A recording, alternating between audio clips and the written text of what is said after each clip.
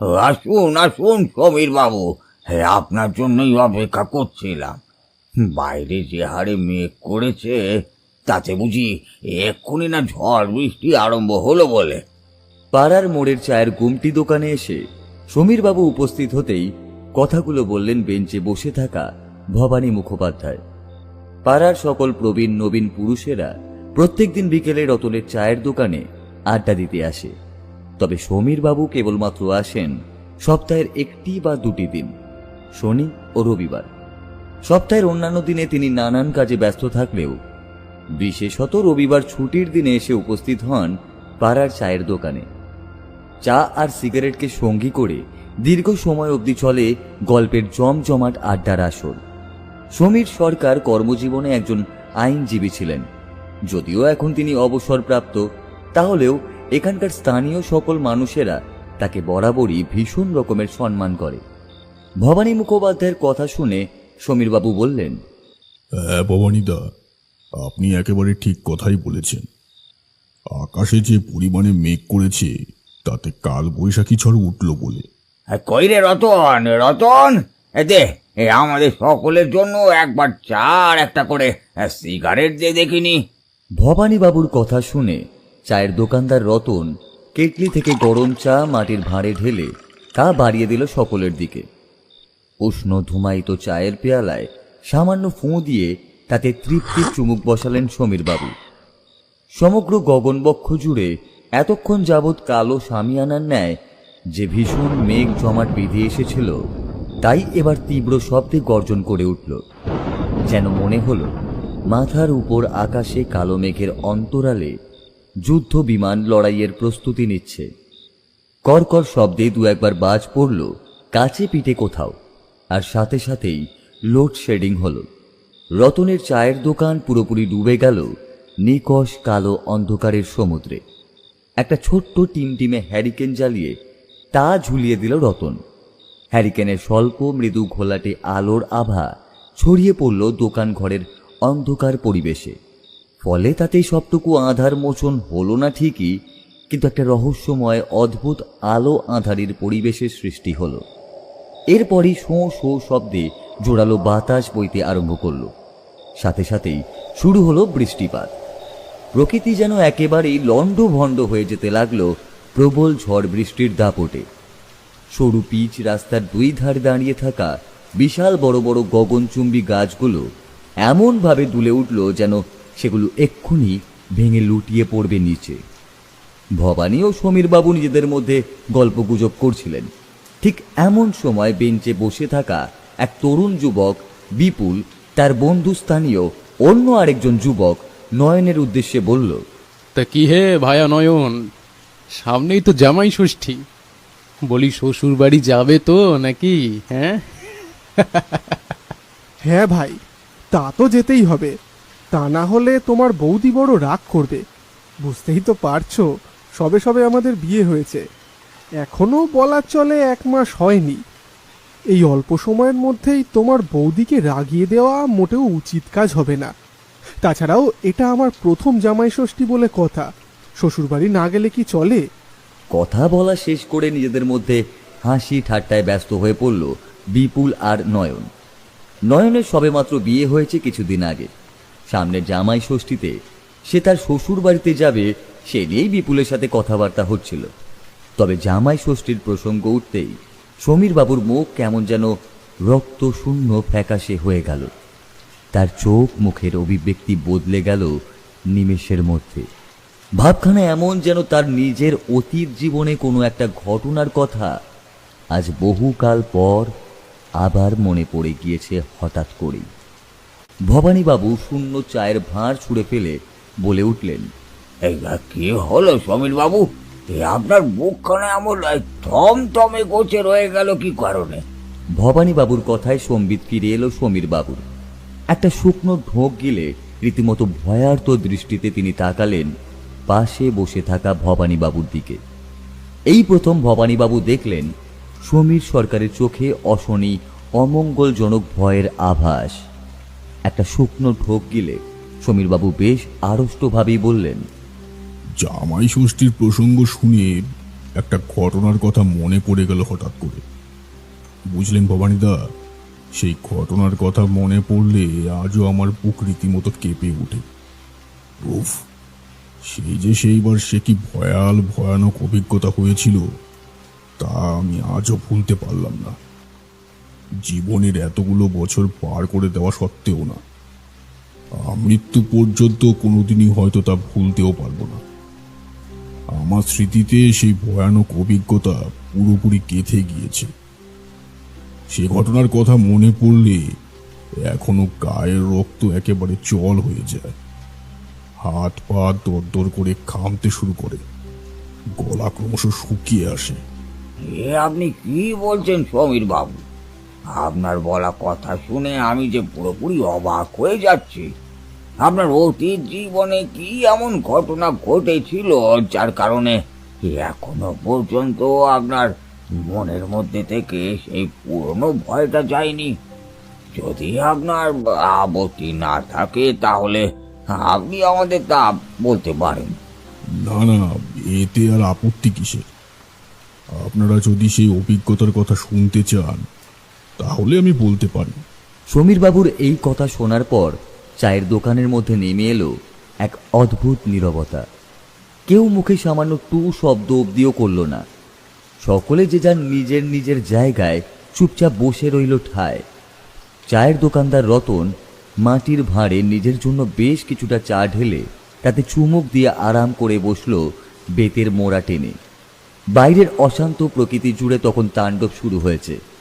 মাঝে মধ্যেই ক্ষণিকের ভগ্নাংশের জন্য তিমিরাচ্ছন্ন প্রকৃতির বুকে ঝলসে উঠছে সাদা বিদ্যুতের উজ্জ্বল আলোর ছটা। বাইরের বর্ষণ মুখরিত পরিবেশ হতে এক টানা বৃষ্টিপাতের ঝমঝম শব্দ ব্যতীত আর কোনো কিছুই কর্ণগোচর হয় না। যতদূর চোখ যায় ততদূর কেবলমাত্র অন্ধকারে ডুবে থাকা ঝাপসা পরিবেশ ছাড়া আর কিছুই নেই। সামান্যতম একটা মোমবাতির আলো পর্যন্তও জ্বলছে না কোথাও। গোটা পৃথিবী যেন ডুবে গেছে সাক্ষাৎ রসাতলের অন্ধকারে।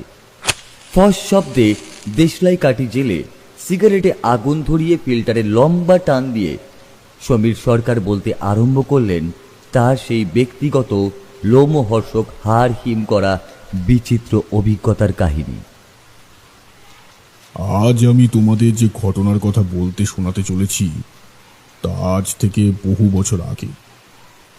এই ঘটনা আমার যুবক বয়সে। তখন নতুন বিয়ে করেছি। জীবনের প্রথম জামাই ষষ্ঠী করতে গিয়ে যে হাড় হিম করা অভিজ্ঞতা হয়েছিল তা যেন কারোর সাথে না হয়। এখনকার দিনের মতো তখনকার দিনের সমাজ ব্যবস্থা এত উন্নত ছিল না। বৈদ্যুতিক সুযোগ সুবিধা কিংবা বিভিন্ন ধরনের এত যানবাহনের চলাচল ছিল না বলা চলে। হাতে হাতে থাকতো না যোগাযোগ করার জন্য একটি করে স্মার্টফোন। আমাদের বিয়ের ঠিক কয়েক মাস পরেই ছিল জামাই ষষ্ঠী। প্রথমবার জামাই ষষ্ঠী হওয়ার কারণে শ্বশুর বাড়ি থেকে নিমন্ত্রণ এসেছিল বেশ ঘটা করে। তবে জামাই ষষ্ঠীর কিছুদিন আগে থেকে আমার গিন্নি চলে গেল তার বাপের বাড়ি। তোমরা তো জানোই আমি একজন আইন বিশেষজ্ঞ ছিলাম, তাই জন্য অত আগে থেকে শ্বশুর বাড়িতে গিয়ে বসে থাকা আমার পক্ষে সম্ভব হলো না। আমি সিদ্ধান্ত নিলাম জামাই ষষ্ঠীর আগের দিন আমি রওনা হব এবং সেখানে গিয়ে উপস্থিত হব।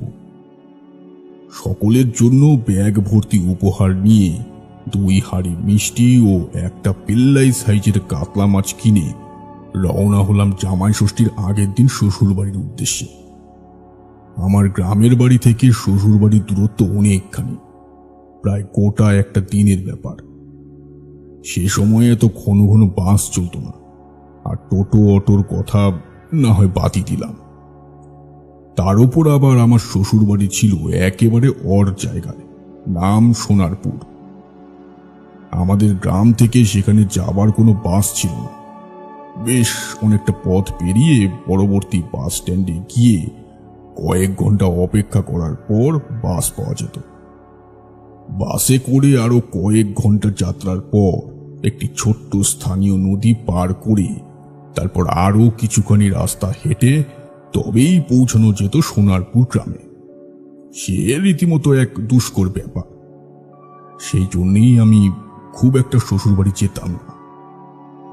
বিয়ের পর থেকে সেখানে প্রায় যাইনি বললেই চলে।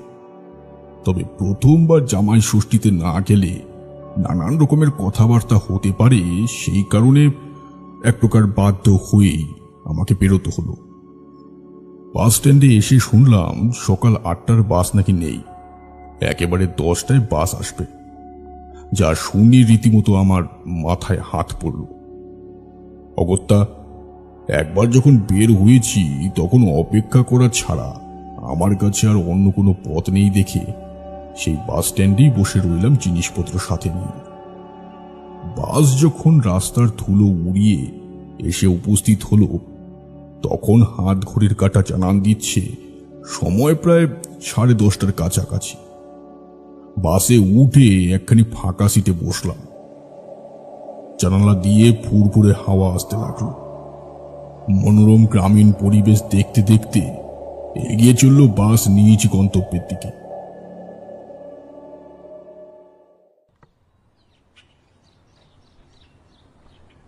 দাদা, আরে ও দাদা, বলছি আবার নামতে হবে, আমাদের বাস আর সামনের দিকে যাবে না। বাস কন্ডাক্টরের কথা শুনে থতমত খেয়ে উঠে বসলাম সিটের মধ্যে।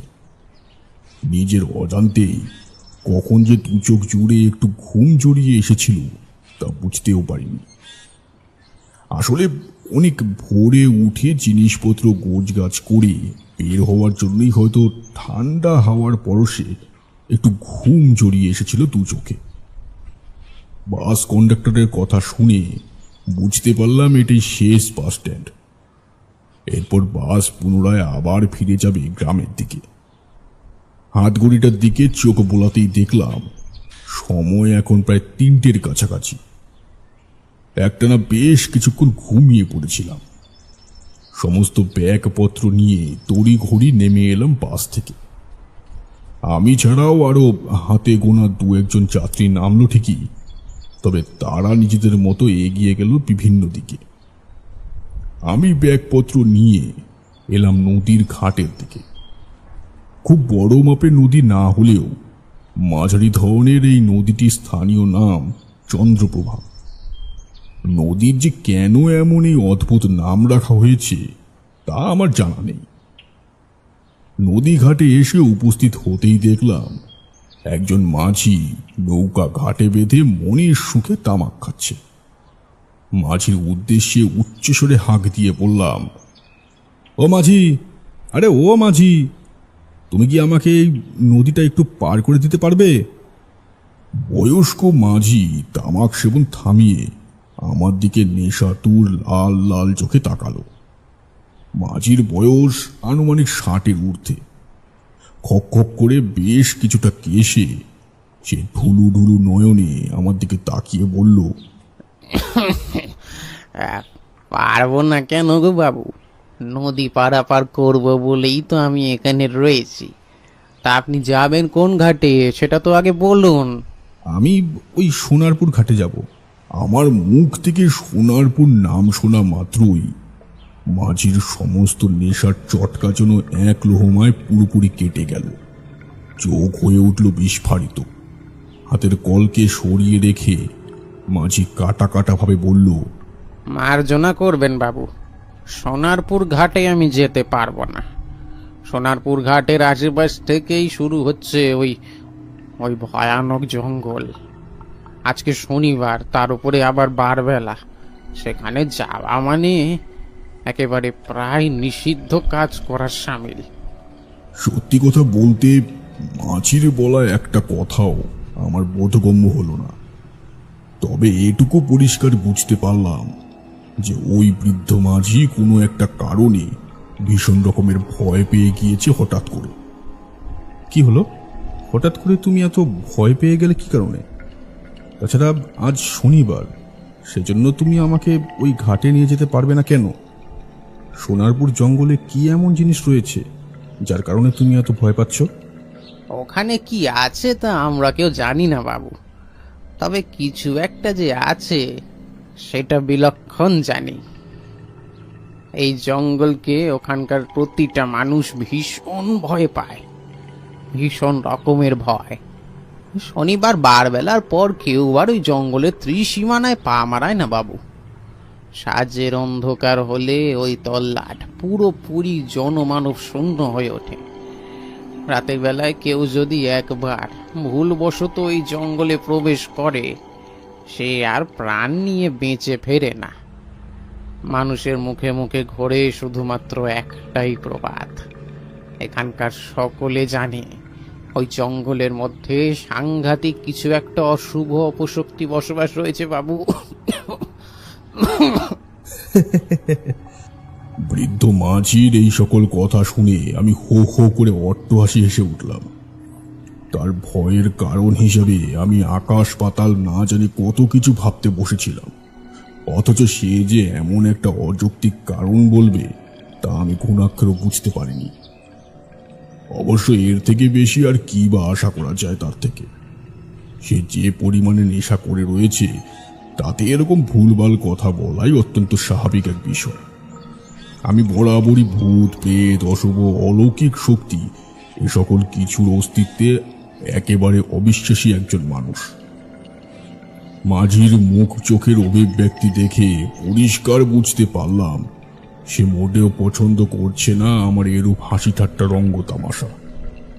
আমি বুড়ো মাঝিকে শান্ত করার চেষ্টা করে বললাম, তোমার ওই জঙ্গলের মধ্যে প্রবেশ করতে কিসের ভয় আছে তা জেনে আমার কি লাভ? তাছাড়া তুমি তো আর জঙ্গলের মধ্যে প্রবেশ করতে যাচ্ছ না, কেবলমাত্র আমাকে নদীঘাটে পৌঁছে দেবে, ব্যাস এতটুকুই। এ কাজের জন্য তুমি যা টাকা চাও তা আমি দেব, শুধু তুমি আমাকে এই নদীটা পার করে দাও, তাহলেই হবে। আমি কিন্তু আপনাকে আবার সাবধান করছি বাবু, দয়া করে আজ আর ওই জঙ্গলের পথ ধরে সোনারপুর যাবেন না। ওই জঙ্গলটার ভীষণ রকমের বদনাম আছে। আমি এবার বেশ খানিকটা চটে গেলাম। এতবার করে বোঝানোর পরেও যখন দেখলাম মাঝি কিছুতেই আমাকে নিয়ে যেতে রাজি হচ্ছে না, তখন রাগ হওয়াটাই খুব স্বাভাবিক বিষয়।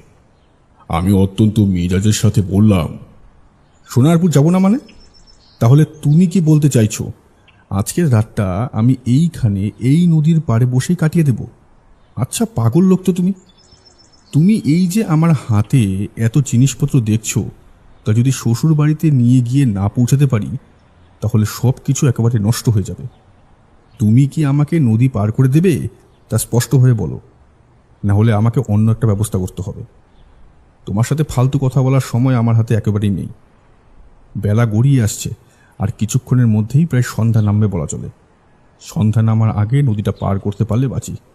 সোনারপুর ঘাটে নেমে অনেকটা রাস্তা হেঁটে ওই জঙ্গলটা পেরোতে হবে। এই কথা বলে আমি বেশ কয়েকটা টাকার নোট বের করে তা বাড়িয়ে দিলাম বৃদ্ধ মাঝির উদ্দেশ্যে। একসাথে এতগুলো টাকা দেখে মাঝি দুই চোখ চকচক করে উঠল।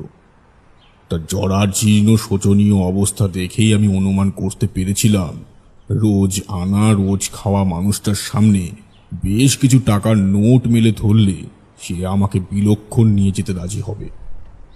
আমার ভাবনা যে কতখানি সঠিক ছিল তা প্রমাণ পেলাম হাতে নাতে। বৃদ্ধ মাঝি আর কোনো আপত্তি জানাল না।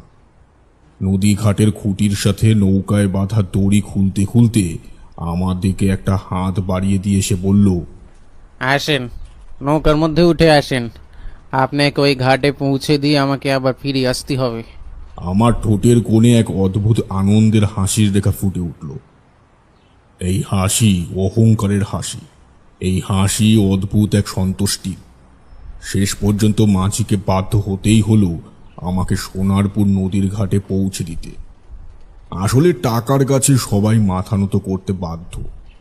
আমি নৌকার মধ্যে উঠে বসতেই মাঝি জলের বুকে ছলাৎ ছলাৎ শব্দ তুলে তার ছোট্ট নৌকাটা এগিয়ে নিয়ে চলল অপর প্রান্তের দিকে। নদী বক্ষে মোচার খোসার মতো ভাসতে থাকা দোদুল্যমান নৌকায় বসে আমি দেখতে লাগলাম চারিদিকের অপরূপ প্রাকৃতিক সৌন্দর্য। পশ্চিম দিগন্তে গোলাকার সূর্য একটু একটু করে অস্ত যাচ্ছে। আকাশের বুকে বিরাজ করছে অপরাহ্নের শেষ আলোটুকু। দিগন্তে গোলাকার সূর্য গোধূলির রং কালচে হয়ে ক্রমশ যেন তা মিশে যাচ্ছে নদীর টলটলে জলে। মিনিট 15 মতো সময় লাগলো নদী পারাপার হতে। নৌকার মাঝিকে আমি আগেই টাকা দিয়ে দিয়েছিলাম। নিজের সমস্ত ব্যাগপত্র নিয়ে খুব সাবধানে সোনারপুর নদীর ঘাটে নামলাম। আচমকাই আমার চোখ গেল বৃদ্ধ মাঝির দিকে, আর তাতেই মনে হলো মাঝির দুই অসহায় ঘোলাটে চোখ আমার দিকে তাকিয়ে রয়েছে, যেন সে আমায় অনেক অনেক কিছু বলতে চায়, কিন্তু তার মুখ বুঝি আমি বন্ধ করে দিয়েছি। নীরবে কোনো কিছু না বলে সে তার নৌকা নিয়ে চলে গেল অন্যদিকে। ছোট্ট নৌকাটা আরো ছোট হতে হতে এক সময় কেবলমাত্র একখানি কালো বিন্দুতে পরিণত হয়ে তা মিলিয়ে গেল। সোনারপুর নদী ঘাটে নামতেই কনকনে ঠান্ডা বাতাসে আমার গায়ের লোম খাড়া হয়ে গেল। সোনারপুর নদী ঘাটে নেমে একটা জঙ্গলে পথ পেরিয়ে তবেই পৌঁছাতে হয় ওই গ্রামে। যাবতীয় ব্যাগপত্র হাতে তুলে নিয়ে প্রবেশ করলাম সেই জঙ্গলে ঢাকা রাস্তায়। সরু কাঁচা মাটির পায়ে হাঁটা একখানি এবড়ো খেবড়ো পাথরের রাস্তা, এবং রাস্তার দুই ধারে বেশ ঘন জঙ্গল। সোনারপুর জঙ্গলে প্রবেশ করতেই চারপাশে কেমন যেন ঝুপ করে অন্ধকার নেমে এলো। রাস্তার দুই ধারে দাঁড়িয়ে থাকা প্রকাণ্ড সব মহিরুহের দল তাদের অসংখ্য অগণিত শাখা প্রশাখা বিস্তার করে গোটা জায়গাটাকে এমনভাবে ছায়াময় করে রেখেছে যে সূর্যের আলো দিনের বেলাতেও এখানে খুব একটা নেমে আসতে পারে না। তার উপর এমন আসন্ন সন্ধ্যার সময় হওয়ার কারণেই হয়তো চারপাশে কেমন যেন নিঝুম অন্ধকার বিরাজ করছে। আমি একটা অদ্ভুত জিনিস খেয়াল করলাম, সেটা হলো অমন সন্ধ্যার সময়ও একটা পাখালির চিৎকার কিংবা অন্যান্য কিছু কীট পতঙ্গের আওয়াজ পর্যন্ত শোনা গেল না, যেটা এরকম বন্য পরিবেশে একেবারে চরম বেমানান। গোটা জঙ্গল একেবারে যেন শ্মশান ভূমির মতো গভীর নীরবতায় পরিপূর্ণ। সেই নীরবতা ভঙ্গের চেষ্টায় আমি নিজের মনে গুনগুন করে একটা গান গাইতে গাইতে এগিয়ে চললাম সে পথ ধরে। সেভাবেই কিছুটা রাস্তায় এগিয়ে আসার পর কিসের যেন একটা সরসর শব্দ হলো। পেছন ফিরে তাকাতেই কোনো কিছু দেখতে পেলাম না। তারপর আবার হাঁটতে লাগলাম। আরো বেশ কিছুটা রাস্তা এগিয়ে আসার পর আবার ওই রকম একই শব্দ হলো। চকিতে ঘাড় ঘুরিয়ে তাকাতেই কি যেন একটা দেখে বুকের ভেতরটা একেবারে যেন ধরাস করে প্রবল লাফ দিয়ে উঠল। মনে হলো হৃৎপিণ্ডটা বুঝি এখনই বাইরে বেরিয়ে আসবে। সাময়িক উত্তেজনা প্রশমিত করে তৎক্ষণাৎ নিজেকে সামনে নিলাম আমি। চোখের দৃষ্টি সংকুচিত করে ভালোভাবে তাকাতেই যা দেখলাম, তাতে মনে হলো একটা বিশাল বড় গাছের ডালে উবু হয়ে বসে আছে কি যেন একটা প্রাণী। তবে সেই প্রাণীটার চোখ দুটো ভারী অদ্ভুত। গোল গোল বড় বড় টকটকে লাল রক্তের মতো দুটো চোখ নিয়ে সে যেন তাকিয়ে রয়েছে আমারই দিকে। গাছপালার পাতার অন্তরালে আধারের মধ্যে লুকিয়ে থাকার কারণে খুব একটা পরিষ্কারভাবে প্রাণীটাকে দেখা গেল না ঠিকই, কিন্তু আমি তার বসার ধরন ও হাবভাব দেখে সহজেই অনুমান করতে পারলাম সেটা বাঁদর ছাড়া আর কিছুই হতে পারে না। কিন্তু মনের মধ্যে একটা প্রশ্ন দানা পাকিয়েই উঠল, আচ্ছা বাঁদরের চোখ কি আদেও কখনো এরকম টকটকে লাল হতে পারে? একটানা এতক্ষণ পর্যন্ত কথা বলে এবার একটু থামলেন সমীর সরকার। বাইরে তুমুল ঝড়ের সাথে প্রবল বৃষ্টি হয়েই চলেছে অনবরত বিরামহীনভাবে। তিমিরাচ্ছন্ন প্রকৃতির বুক ফালাফালা করে দিয়ে মাঝে মধ্যেই ঝলসে উঠছে বজ্রের তলোয়ার। রতন প্রবীরদের মধ্যে একটা করে সিগারেট বাড়িয়ে দিল, আর নবীন সদস্যদের জন্য বাড়ালো কিছু মুখরোচক তেলে ভাজা। সকলেই যে বেশ মনোযোগ সহকারে গল্প শুনছিল তা বলে দেওয়ার আর অপেক্ষা রাখে না। তারপর কি হলো কাকাবাবু? অধীর আগ্রহের সাথে কথাটা বলল বিপুল। বাইরে থেকে একদল কনকনে ঠান্ডা শৈত্য প্রবাহের ন্যায় বাতাস হুড়মুড়িয়ে ঢুকে এসে সবাইকে যেন কাঁপিয়ে দিয়ে চলে গেল। সমীর সরকার মনে মনে প্রস্তুত হলেন সেই ভয়ানক অভিজ্ঞতার কাহিনী সকলের সাথে ভাগ করে নেওয়ার জন্য। খানিকটা গলা খাকারি দিয়ে তিনি পুনরায় বলতে আরম্ভ করলেন ঘটনার পরবর্তী অংশ। আমি আবার পেছন ফিরে হাঁটতেই যাচ্ছিলাম, ঠিক এমন সময় কি যেন মনে হতে ঘাড় ঘুরিয়ে সেই গাছটার দিকে তাকাতেই আমার বুকটা রীতিমতো কেঁপে উঠল। না, তোমাদের আগেই বলেছি, ভূত প্রেত অশরীরী অপশক্তি নিয়ে আমার মনে বিন্দুমাত্র ভয় ছিল না। ছোট থেকেই আমি বরাবর বড় ডাকাবুকো প্রকৃতির মানুষ ছিলাম। তবে এরপর আমি যেটা দেখলাম তাতে সত্যি আমার মনের মধ্যে ভয় নামক একটা শিরশিরে অনুভূতি সৃষ্টি হলো বটে। আমি দেখলাম গাছের উঁচু মগডালে বাদরের মতো উবু হয়ে বসে থাকা সেই অদ্ভুত প্রাণীটা গাছের পাতার ফাঁক ফোকর ঠেলে বেরিয়ে এলো বাইরে। তারপর 4 হাত পায়ের সাহায্যে খানিকটা বুকে ভর দিয়ে গাছের গুড়ি বেয়ে নেমে এলো মন্থর গতিতে। ভয়ানক বড় মাপের কোনো সরীসৃপ প্রাণী ঠিক যেরকম ভঙ্গিতে নিচে নেমে আসে, ঠিক সেই রকম এক ভঙ্গিতে কালো কুচকুচে প্রাণীটা নামলো। যা দেখে আমি বুঝতে পারলাম না সেটা আর যাই হোক না কেন বাদর কিংবা ওই জাতীয় কোনো প্রাণী হতেই পারে না। সেটা গাছের থেকে নেমে অদৃশ্য হয়ে গেল ঝোপ জঙ্গলের মধ্যে। ক্রমশ সন্ধ্যার অন্ধকার আরো ঘনীভূত হয়ে এলো।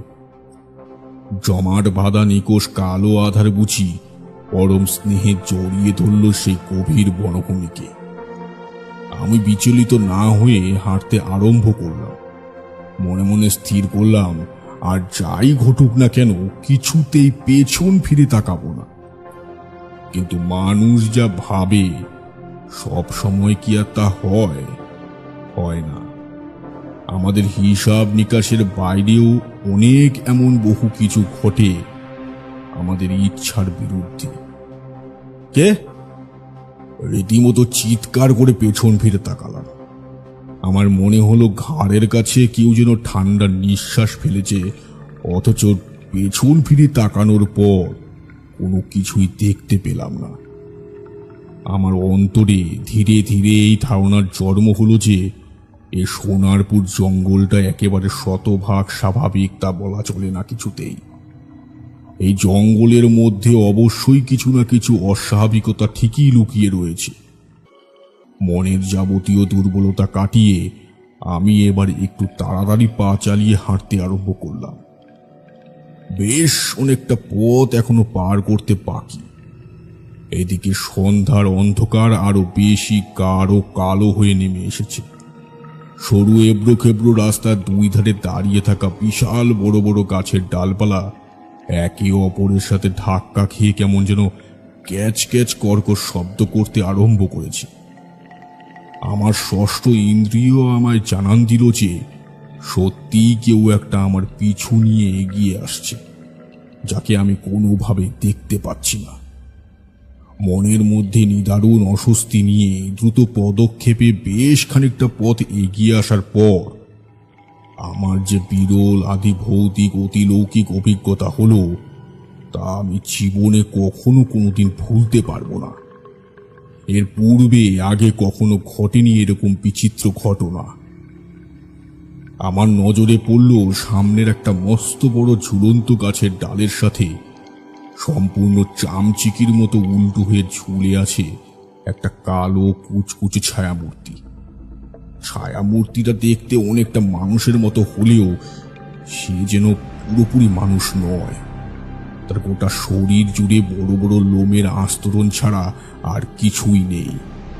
হাতের ও পায়ের আঙ্গুলের অগ্রভাগে সাদা ধারালো নখ চকচক করছে।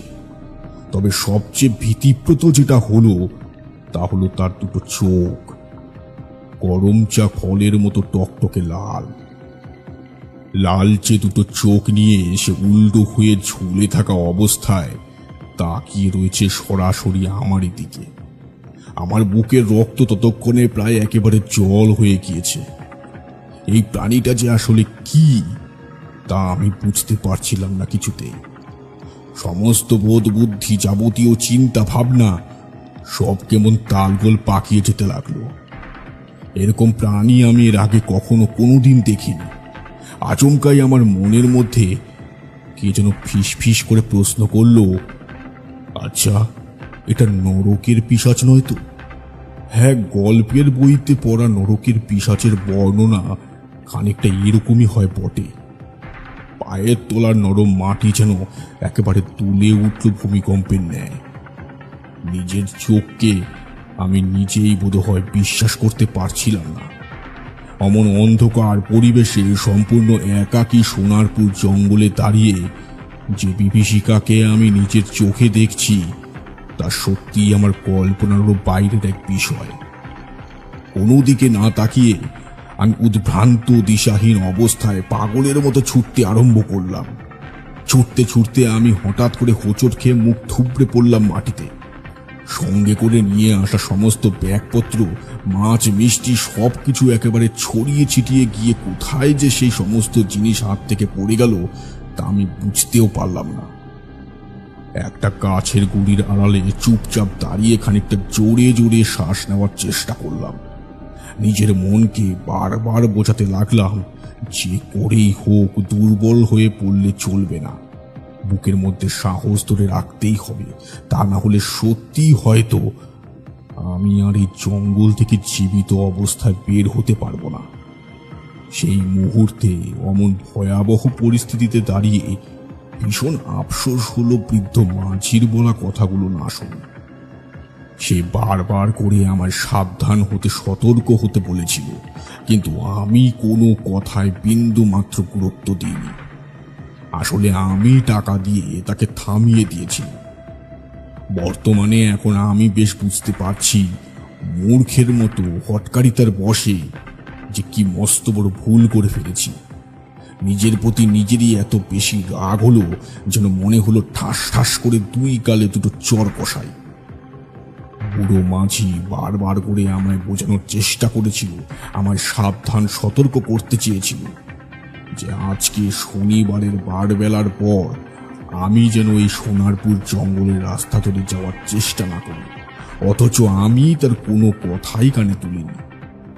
একেই বিপদের শেষ ছিল না, তার উপর আবার নতুন করে শুরু হলো আরেক বিপদ। নতুন করে আবার কি বিপদ শুরু হলো কাকাবাবু? সমীর বাবুর উদ্দেশ্যে প্রশ্নটা করল পাড়ার তরুণ যুবক নয়ন। জ্বলন্ত সিগারেটে একটা লম্বা সুখ টান দিয়ে তিনি থমথমে গলায় বললেন,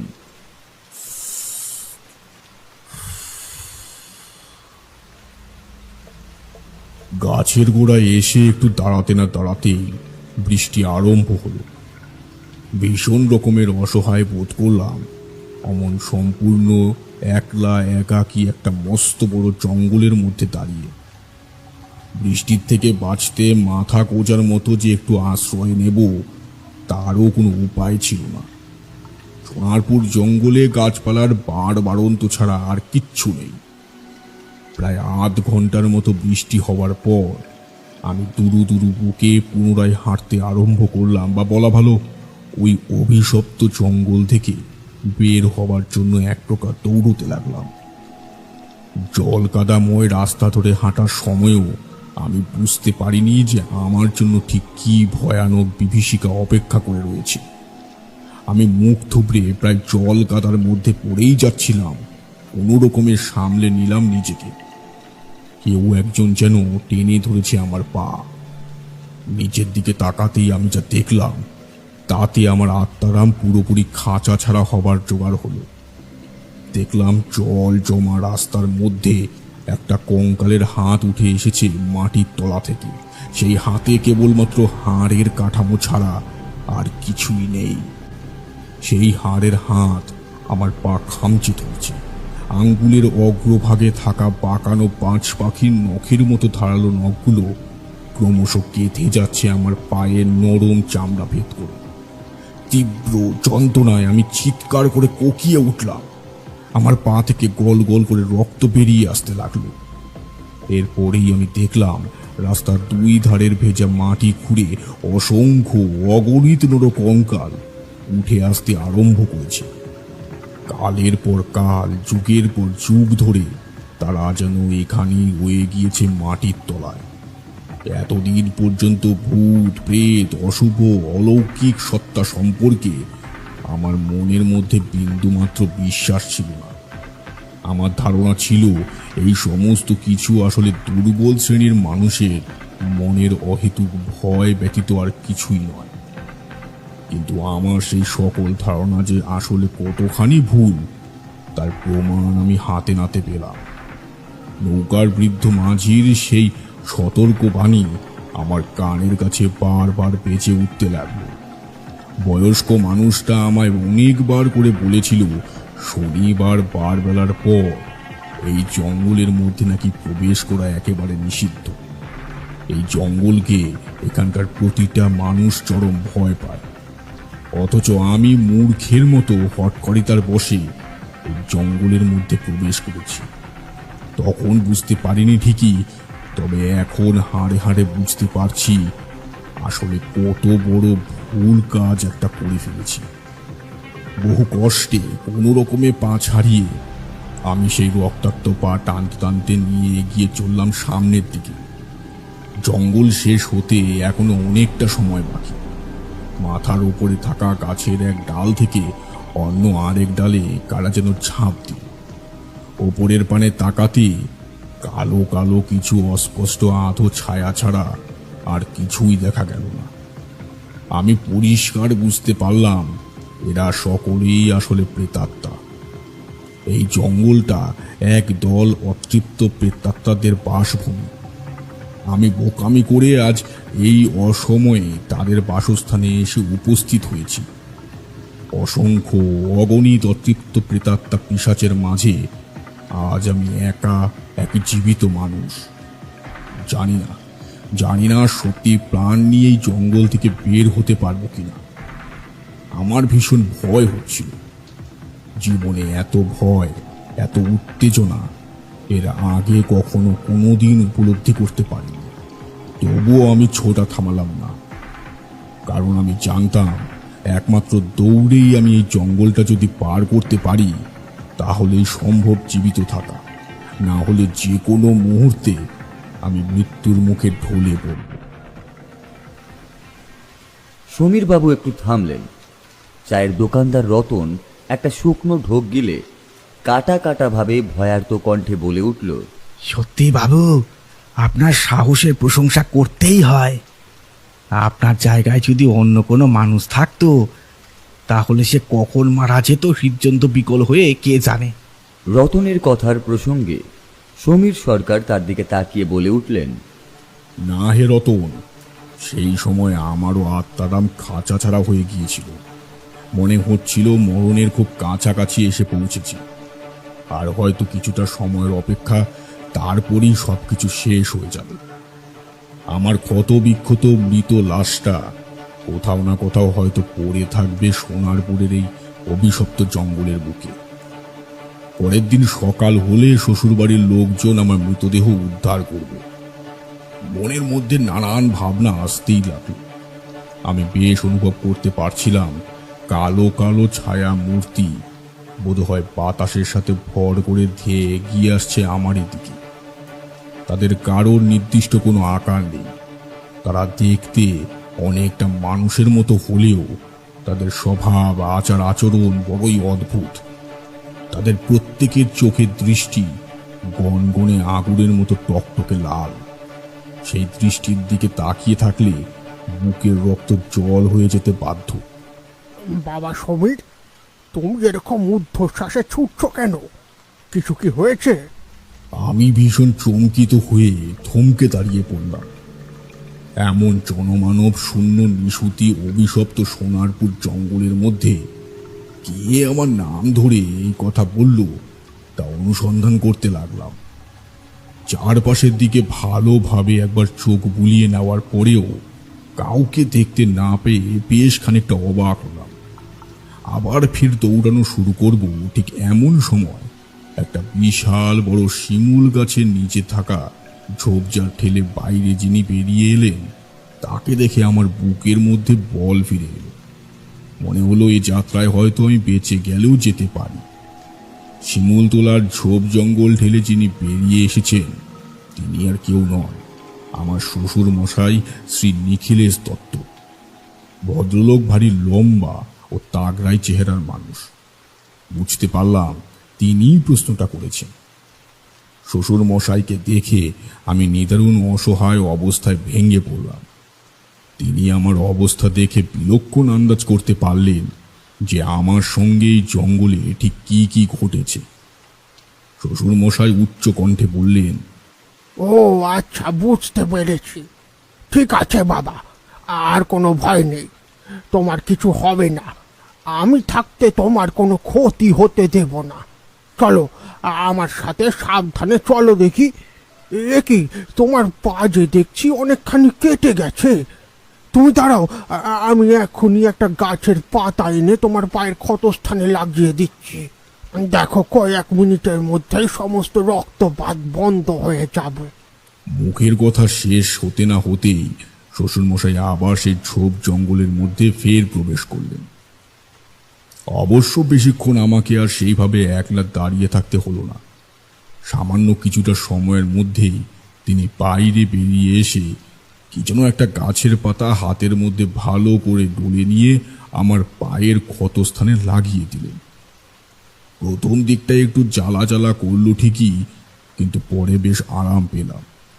শ্বশুরমশাই প্রশ্ন করলেন, আচ্ছা বাবা, তোমার যে এখানে দুপুর নাগাদ এসে পৌঁছানোর কথা ছিল, তা এরকম সন্ধ্যার অন্ধকার হয়ে গেল কি করে? আর বলবেন না, প্রায় 2.5 ঘন্টার মতো সময় পার হবার পর বাস এলো আমাদের পাশের গ্রামের বাস স্ট্যান্ডে। ওখানে সেখান থেকেই তো বাসে চেপে সোজা এখানে এসে উপস্থিত হলাম। কিন্তু নৌকার মাঝি কিছুতেই আমাকে নিয়ে সোনারপুর নদীর ঘাটে আসতে চাইছিলই না। সে বারবার বলছিল জঙ্গলটা নাকি ভয়ানক রকমের অশুভ। শনিবার বারবেলার পর কোনো জীবিত মানুষ এই জঙ্গলের পথ ধরে যাতায়াত করে না। আমি অবশ্য তখন তার কথায় বিন্দুমাত্র বিশ্বাস করিনি। মাঝিকে অনেক টাকা দিয়ে তবে এই নদীঘাটে এসে উপস্থিত হয়েছে। এই সমস্ত নানা কারণে এত বিলম্ব হয়ে গেল। এই জঙ্গলের মধ্যে প্রবেশ করতে না করতেই আবার বৃষ্টিও শুরু হলো। সব মিলিয়ে এত দুর্ভোগ। আজ সকালে যে কার মুখ দেখে ঘুম থেকে উঠেছিলাম তা স্বয়ং ভগবানই জানে। আচ্ছা, বেশ বেশ, ঠিক আছে বাবা, আর ভয় পাওয়ার কোনো কারণ নেই। আমি এখানে এসেছিলাম একটা বিশেষ দরকারে। ভালোই হলো তোমার সাথে দেখা হয়ে গেল। চলো এবার বরং আমরা একসাথেই এই পথটুকু চাই। আমি জানি বাবা, তুমি ভূত প্রেত অশুভ অলৌকিক শক্তির অস্তিত্বে পুরোপুরি অবিশ্বাসী একজন মানুষ। এই সকল বিষয় নিয়ে তোমার অন্তরে সামান্যতম বিশ্বাসটুকুও নেই। তবে আশা করি আজ সোনারপুরের জঙ্গলে তুমি যে সকল কিছু প্রত্যক্ষ করেছ তাতে তোমার এই ধারণা স্পষ্ট হয়েছে যে আমাদের চেনা পরিচিত জগতের বাইরেও একটা রহস্যময় অন্য জগৎ লুকিয়ে আছে। সেখানে বেশিক্ষণ দাঁড়িয়ে থাকা একেবারেই উচিত কাজ হবে না। চলো, তুমি সামনে এগিয়ে চলো, আমি তোমার পিছনে রয়েছি। নৌকার মাঝি তোমায় ঠিক কথাই বলেছিলেন। সত্যি আমাদের এই জঙ্গলটা সাংঘাতিক রকমের অশুভ অতৃপ্ত আত্মাদের বাসভূমি। কিছু কিছু বিশেষ তিথিতে, যেমন ধরো অমাবস্যা, পূর্ণিমার রাতে কিংবা শনিবারের বারবেলার পর এই জঙ্গলে কোনো জীবিত মানুষ পা রাখে না। শোনা যায় আজ থেকে বহু বহু কাল আগে অতীতে কোনো এক সময় এই জায়গাটা আসলে একটা কবরস্থান ছিল। এই জঙ্গলের মধ্যে বহু বহু মানুষকে কবর দেওয়া হয়েছে। যদিও এখন আর এই জঙ্গলের মধ্যে কোনো মানুষকে কবর দেওয়া হয় না, জঙ্গলের বাইরে মানুষের সৎকার করা হয়। আমাদের সোনারপুর গ্রামের শ্মশান রয়েছে এই জঙ্গলের ঠিক পাশেই। যাওয়ার সময় তুমি তা দেখতে পাবে। যে সমস্ত মানুষেরা অপঘাতে কিংবা মনের মধ্যে অতৃপ্ত বাসনা নিয়ে মারা যায় তারাই মৃত্যুর পর মুক্তি না পেয়ে বদ্ধ অবস্থায় নাকি আটকে পড়ে এই জঙ্গলের মধ্যে। আর হাতের নাগালের কাছে যদি কোনো জীবিত মানুষের একবার সন্ধান পায়, তাহলে সেই মানুষের অবস্থা ঠিক তোমার মতোই হয়ে ওঠে। আসলে আমরা এ সকল বিষয় যতই অবিশ্বাস করি না কেন, কিছু কিছু স্থান কাল পাত্র ভেদে আমাদের এ কথা মানতেই হয় যে এই পৃথিবীর মধ্যে তারাও রয়েছে। শ্বশুর মশাইয়ের মুখ থেকে সব ঘটনার বিবরণ শুনে সত্যি কথা বলতে কি আমার গায়ের প্রতিটা লোম খাড়া হয়ে গিয়েছিল। দেহের যাবতীয় শিরায় উপশিরায় যেন রক্তের সাথে প্রভাবিত হলো অপরিসীম উত্তেজনা। একটা গা শিরশির ভয় আপাদ মস্তক জড়িয়ে ধরল আমার। এতক্ষণে আমি বুঝতে পারলাম এই সোনারপুর জঙ্গল আসলে কেন এত অভিশপ্ত। গোটা সোনারপুর জঙ্গল একেবারে শুনশান নিস্তব্ধ, সামান্যতম আওয়াজ কোনো জায়গা থেকে ভেসে আসছে না। বেশ কিছুক্ষণ ধরেই আমার নাকে একটা অদ্ভুত বিশ্রী রকমের পোড়া পোড়া গন্ধ আসছিল। গন্ধটা কেমন যেন চামড়া পোড়া জাতীয়। আমি কিছুতেই বুঝতে পারছিলাম না যে এই গন্ধ আসলে কোথা থেকে আসছে।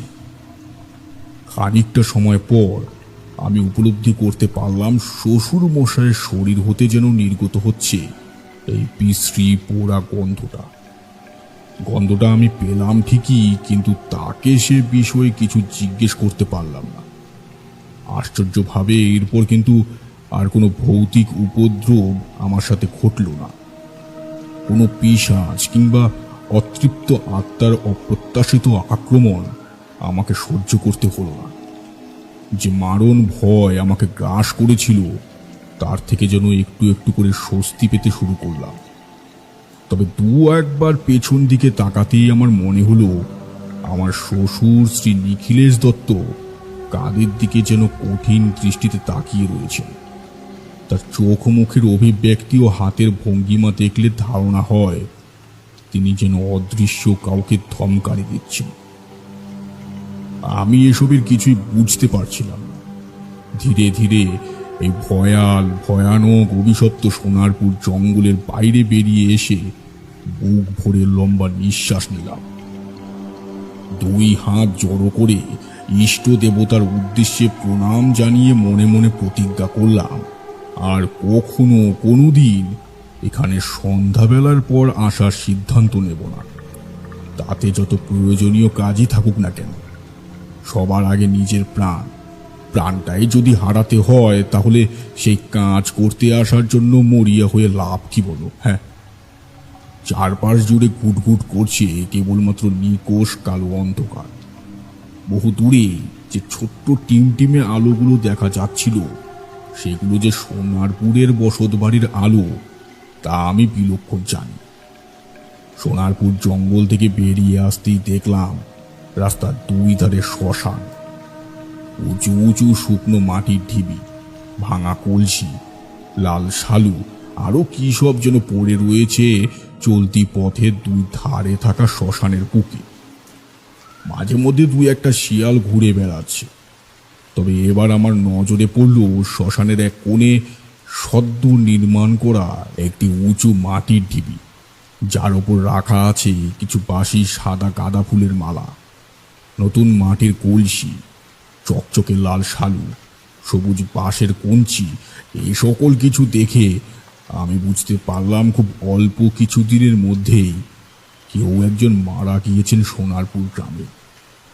খুব সম্ভবত সেই মৃতদেহ 2-3 দিন আগে দাহ করা হয়েছে। অন্তত গাঁদা ফুলের মালার অবস্থা দেখে সেরকমটাই ধারণা করা যায়। আমি শ্বশুর মশাইয়ের উদ্দেশ্যে প্রশ্ন করলাম, আচ্ছা বাবা, আপনাদের গ্রামে কি কেউ মারা গিয়েছেন 2-3 দিন আগে?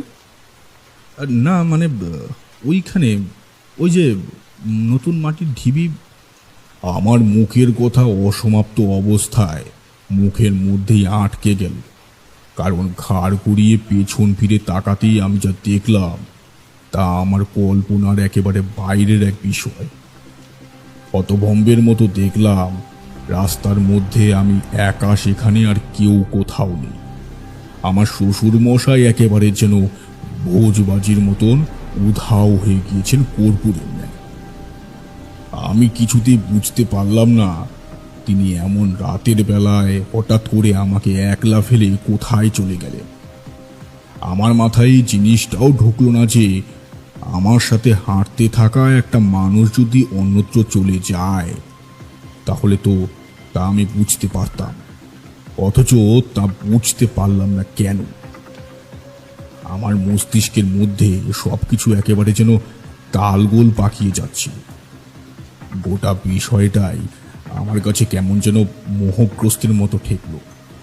আমি সিদ্ধান্ত নিলাম এক্ষুনি আমাকে শ্বশুর বাড়িতে যেতে হবে।